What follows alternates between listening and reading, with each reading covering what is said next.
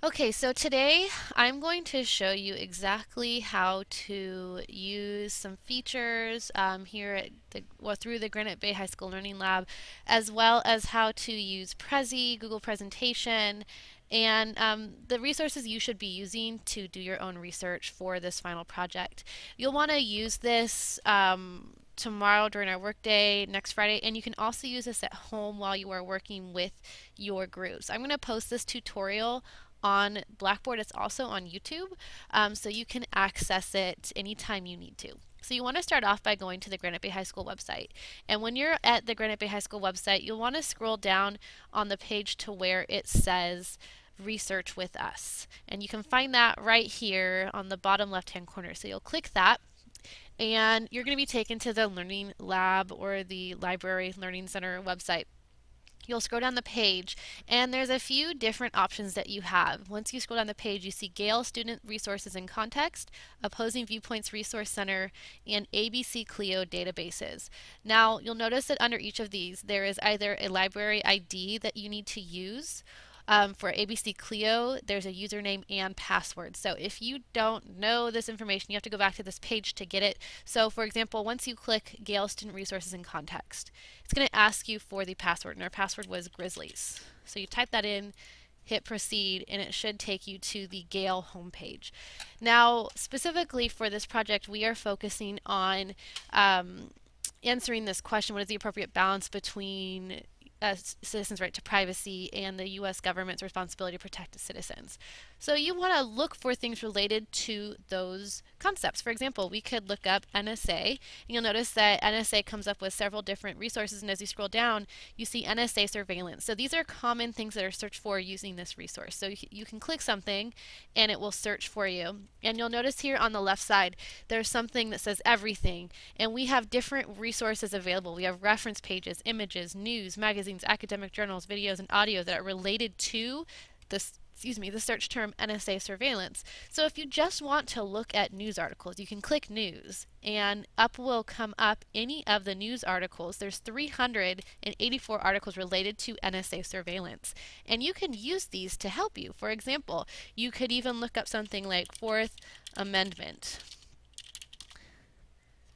And again, you're going to have, whoops, I misspelled that. You're going to have search results and information about these different acts. Specifically here, this is not, since I searched for just amendment, it didn't come up with fourth. You might have to make your search terms more specific, but this is just one resource you can use. You also can use opposing viewpoints.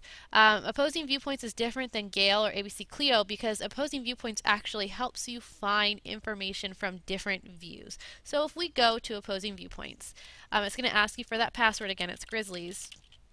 And you're going to log in, and once you get to this page, it's going to look similar to the Gale student resources. You can do the same search, NSA, and up will come the commonly searched terms. You can go to surveillance, and if you notice here on the left, it says everything still, but here specifically it says viewpoints. So viewpoints for NSA surveillance. Warrantless wiretapping is illegal. Wiretapping will protect America from attack. And if you click these, it's going to give you information that you can use to support your view in an article form. And you can print these, you can email them, you can bookmark, and it even presents you with questions. And in the beginning, this part here that I'm highlighting, that's just a small summary of what you could read about. And these are very strong sources. These sources through Gale and Opposing Viewpoints and ABC Clio, they're academic, they're scholarly, they're sources that we can rely on. So the last source I want to show you is something called ABC Clio, and typically this is for something related more to history. However, we can still use it to support our viewpoint because we're talking about things like the Fourth Amendment. We're talking about, so you have to go back and look at the password and username. It's Granite Bay and Library. You can use this still, even though it's mainly for history. And you can still find information to support your view, or you can find information that you can use to support your claim. And it'll come up here, ABC Clio, search all databases. Again, we can do NSA surveillance. Notice it comes up already. You can hit go. And anything that's on the ABC Clio related to NSA surveillance will come up. Possibly. Oh, here we go. And if you notice here on the bottom, it says American government, American history, American government, world at war, world history, the modern era. If you hit American government, um, oh, it didn't work for me. Let's see. Okay, we're having a little technical difficulty. Let's try this again. Okay, so it didn't have any results. So we could try something else just like NSA instead of NSA surveillance.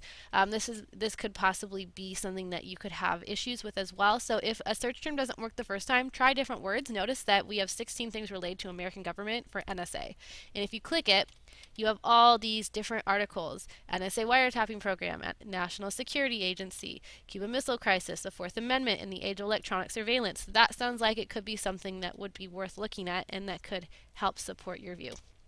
So now that you know how to use these resources on the high school website, I'm going to show you how to use something called Prezi. And the way we use Prezi is you can either go to Google or you can just type in prezi.com. And what you're going to have to do on Prezi is create an account. And I'm a teacher. I've used this before. I already have an account for myself, but you will have to create an account for your own. And the way you do this is, let me log out of my account here. You're going to go to Get Started, and you'll see this page. However, you don't want any of these because you want to use the one on the bottom where it says Students and Teachers Educational Licenses. And you're going to click Educational Licenses, and you'll want to do EDU Enjoy and hit Continue. It's free. You just have to use your school email, so it would be first name, last name at student.rjuhsd.us. Whoopsies, I forgot the period there. And then you would hit verify, and it's going to send you an email, and the people at Prezi have to verify that you actually are a student by looking at your email.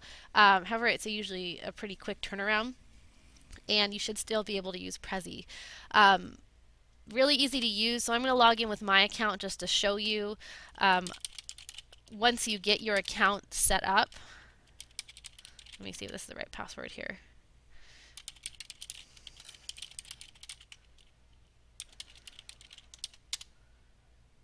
Let's see, there we go. Okay, so once you get logged in, once you have your account set up, this is what you're going to see. And you can either click Create New Prezi on the top or right here. And the process is very easy. You really just walk through it like you would with a PowerPoint. It's just on your computer instead of, or on a website instead of through software.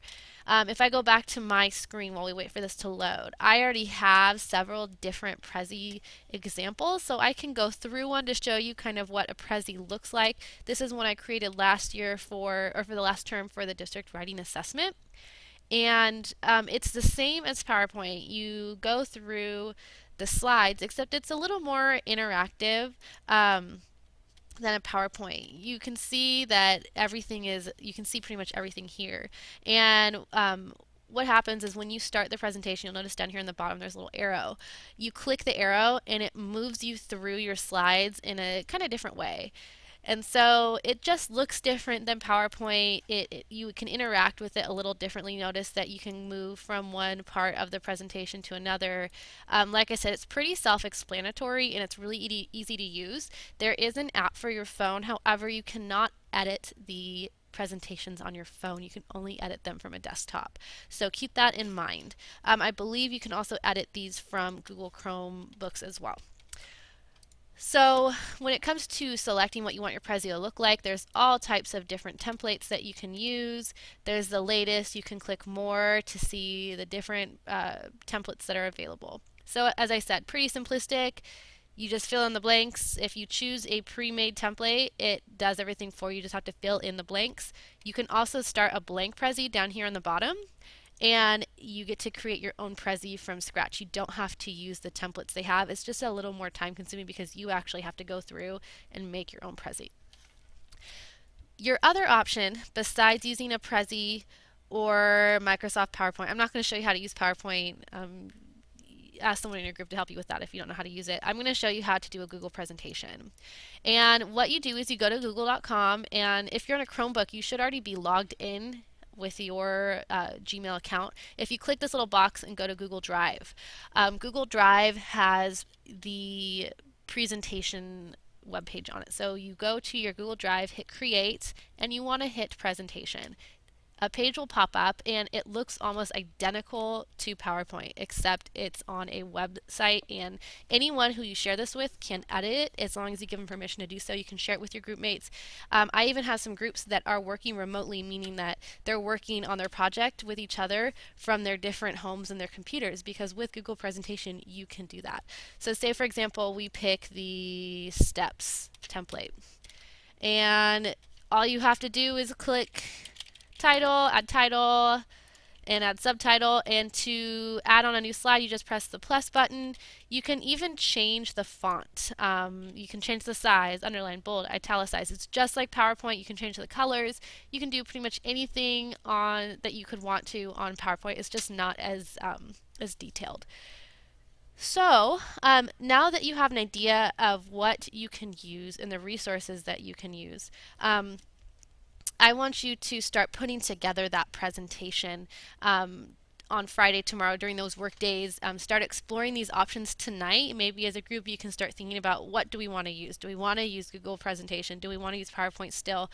Or do we want to use Prezi? One thing you want to consider with PowerPoint is that's not accessible by anyone else in your group unless they actually have the presentation on their computer. You can email it to them. The nice thing about Presentation and Prezi is that it's available on the internet, so it can be accessed by anyone at any time, and that makes it a lot easier to collaborate as a group. Thank you very much.